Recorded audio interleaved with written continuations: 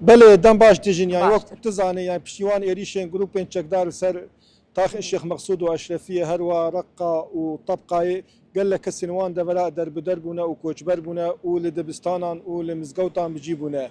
هجمارك جي بناوي فريق كوتني بوروش اوا هجمارك جي بزيشكن باشوري كردستاني وكا اركك هم انساني مروفاهي وهم اركك اجتماعي ونتوي سردانا روش آوا کرنا و دست به آلی پیشکش کرنا آلی کاریان کرنا جوان کسین ینگو حوجدار ایلوجی ما او کاری وان شوپان براسی راپورت که مجی سروی که هي دما سردانا وان جدبستانا را و پیشکش کرنا وان جوان کسین ینگو حوجدار و پیوستی وان به درمانا هي شبوگو ام بیت سروی که با آخفن استا دکتور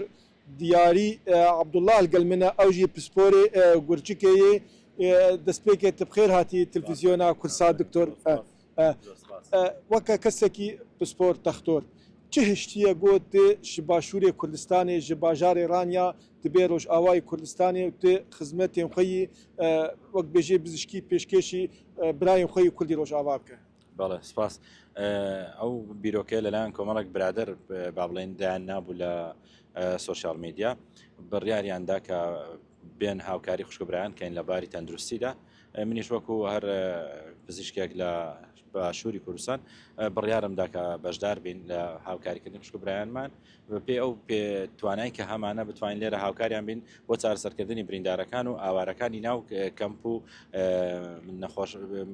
مەکتەب و مزگەوتەکانیش. ئالیکاریان یەنگۆ پێشکێشی وا کەساتکن دانا دەرمانایە ئەو فەحسێ ینی ئەو نەشتەجەریە و دکەین ینی کارنی عملی جراحی و دکن وا کەسێن وەگۆ بحەوجە ئێمە ئەو هاوڕێیانە کە گروپێکیان دروست کردووە بە ناوی گروپی فریاکەوتنی ڕۆژاوە هەر لە باشوورەوە کردویانە بە سێ سەب گروپی تر با بڵێن یەکێکیان تایبەتە بە کۆکردنەوەی دەرمان و پێداویستیە پزیشکەکان ئەوەکەی تر تایبەتە بە کۆکردنەوەی مادی ئەوەی ئێمەش کە بڕیارمان دەکە سەردانی مەیدانی بکەین بۆ ڕۆژئاوا بەو شێوە دەهینمان کردووە بەڵێن دابەشمان کردووە و دەستمان بە ئیشەکانمان کردووە یعنی هەر شوێنە و گروپێکی تایبەتی بۆ دروست بووە و هەر ئیشە و گروپێکی تایبەت دروست بووە ئیشێکی خۆی دەکەواتە دوو گروپ ئێستا لەوێ ئیش دەکەن لە باشوور و گروپێکیش مەیدانیان هاتوتە ئێرە ئەو گروپی کە ئێستا لێرەیە بۆ نمونەمە تقریبا 3 ڕۆژ لە دێرەک بووینەوە دوو شەوە لە ئێرەین بەیانیان تەوزیعمان کردە بە هاوکاری تەمان مانگی سووری کوردی لێرە دەردەچن چەند گروپە با بڵێن ئەوانی کە مقیم و مقیم دەوریەکانن مقیم هەردەمەکانیان دەردەچن لەگەڵ سارەکانی ئەوان بۆ بەسەرکردنەوەی ئاوارەکان و ئەوانەی کە لەمان نەخۆش لە مزگەوت و لە مەکتەبەکاندان و ئێمەش لەگەڵ چەند هاوڕێیەکمان لە نەخۆشخانەکان دەمێنینەوە بۆ ئەنجامدانی هەندێک نەشتەرگەری ئەو نەشتەرگەرانی کە پێویستە و بۆیان نەکراوە یان با بڵێن تاخیر کراوە لە کردنیان یان ئەوانی کە جارێککە پێویستە چۆنڵێ پێداچوونیان بۆ بکرێت بۆ نەشتەرگەریەکانیان ئێمە ئەوە نەخۆشەکانمان داناوە و بڕیارمانداوە تەمان هەر ئەمڕۆ لە هاوڕێکانمان با بڵێن لێرە چەند نەشتەرگەرێکیان تا ئێستا ئەنجامداوە هەتاکەەوە چەند عملی نەشتەرگەریش وا کەسی نیێنگۆ بە حوجەکردنێ لەوان نەخۆشخانەیە ناوا باژاردێ وەکو زانانی ڕەوشا تەندروستی ڤەر خراپە هەم ئێریشە هەم هژمارە کەسی نیێنگۆ نەخۆش بوونە پرن ژالیکی کۆچبەر هەنش ئالیکی دۆت پێشکردن ژە هەرێمە هەیە ئەمش بیر نەکەن کوبانیش ینی کوبانی وەکە ئاگاهی ئیرۆ دەستمەدە ڕەوشەکە مرۆڤاهی پڕ خراپە دەرمانتنەیە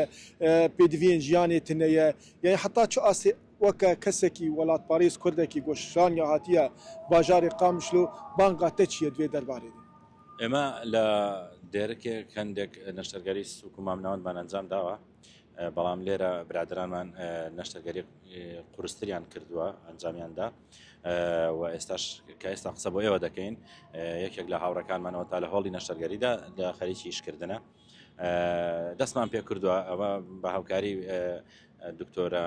هەدیە ئەوەی هاوسەرۆکی هێوی سوور کە نەخۆشەکان کۆ دەکاتەوە ئەوانەی کە پێویستیانە بانگازی هەموو کوردێکی دڵسۆز دەکەین کە بەشدار بێ لە کۆمەکردنی ئەو خوشکبرایانەمان لە ڕۆژئاوا ئەوانەی کە لیان قەوماوە ئەمڕۆکە بە تایبەتی لە بواری تەندروستیدا سوپاس بەخوا خۆشبەختانە لە هەرێمی کوردستان بڵێن لە باشووری کوردستان بەشدارێکی چالاک و زۆر باش هەیە لە هەموو چین و توێژەکان لە هەموو ئاستەکان لە مامۆستایانی ئاینی لە کەسانی با بڵێن ڕۆشنبیر کەسانی چالاکەوانەکان کەسە سیاسیەکان ینی بەگشتی هەر هەمویان بەشدارن و ئەمڕۆ جەماعەتی هێوی سوور بڕیاریاندا کە کۆمەڵێک دەرمان بنێرن بۆ شوێنەکانی تچکە لەوە کە لە باشوور دەرمانەکان و شت هاتوون هەمووی هاتووەتە ئێقامیشلۆ بۆ ئێرە لێرە لە لای هێوی سوورە ئەو تەوزعی دەکا بەسەر شوێنەکاندا و ئێمەش بەردەوامین لێرە ئێستا ئەوستا حاڵی حاضر وەکوتم کە قسە بۆ ئێوە دەکەین تیمەکانمان ئێستا نەگەڕاونەتەوە ئەوە تاسا لە ساحەکەداین هیچ لە ئیسعافیەکانەوە تیمەکانمان نەگەڕاونەتەوە لە بەسەرکردنەوەی ئاوارەکان و ئەو شوێنانە شکوان بەردەوام لە بەسەرکردنەوەیاندان و بۆی ئەو نەخۆشانە بدۆزنەوە کە پێویستیان بە نەشتەرگەری و ئەو شتانە هەیە بەوانیش بۆ ئێمەیان دەنێرن بۆ نەخۆشخانە. يعني از خوازم بال بکشیم سرویه که وک سازیا کورسات یا راگاندنه و دخسنا من دال پاریزان ویجی هنک آلیکاری کوم کرنه ایروجی گرک بو گرک در باس با هند درمان و پیوستین تندرسی حاضر کنش بوگو بشین روش آوای کردستانی لول توک بانگ کش همو خلکن باشور کرنش هر کسی کرده کل توای جانی بو آلیکار بروش آوارا چمکی روش آواد قوناغه که پر متر سیدار در باز بش آلی کی ایریشنه آلی کی پیوستیا خلک دول پیچ کرن هيا از خوازم ویش تر بپرسم يعني وەکە بنیەسازیە تەندروستیە لڤان دەڤەران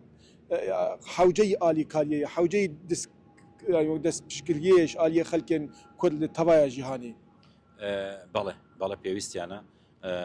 پێویستانە بەردەوام بین بە تایبەتی لە پێداویستی پزیشکی بۆ نەشتەرگەری یعنی لە هۆڵەکانی نەشتەرگەری کەم و کورتیان زۆرە زۆر پێویستیانە بەڕاستی بۆ ئەنجامدانی نەشتەرگەرە جیاوازەکان و تەنانەت چەند پسپۆرێتێکی جیاواز و وردیشیان پێویستە بە تایبەتی